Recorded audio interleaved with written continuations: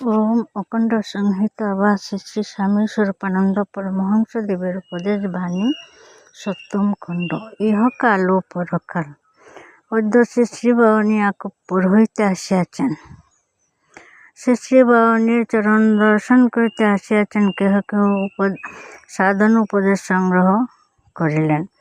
শ্রী শ্রী বাবানী বললেন, ইহলোক যখন একটি আছে তখন পরলোকও একটি আছে, কিন্তু সেই লোক এমনি এক অনিবার্যনীয় লোক যে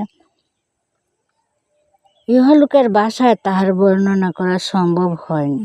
তাই শিশুকে প্রবোধ দেওয়ার মতন করে ইহলোকের সব উপমা দিয়ে দিয়ে ভিন্ন ভিন্ন ধর্মশাস্ত্র ভিন্ন ভিন্ন রকম পরলোকের বর্ণনায় প্রবৃত্ত হয়েছে। কিন্তু তোমরা সে সব কথার আলোচনায় শক্তির অপচয় করো না।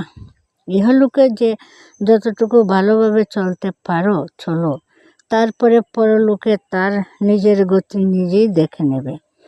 পরলোকের সুখ লাভের বা দুঃখ ভীতির চিন্তাকে মনের কোনো ঠাঁই না দিয়ে ইহকালের প্রত্যেকটি কর্তব্য সযত্ন করো, প্রাণপণে করো এবং কর্তব্য উদযাপন করে একেবারে নিশ্চিন্ত হয়ে দেহত্যাগ করো।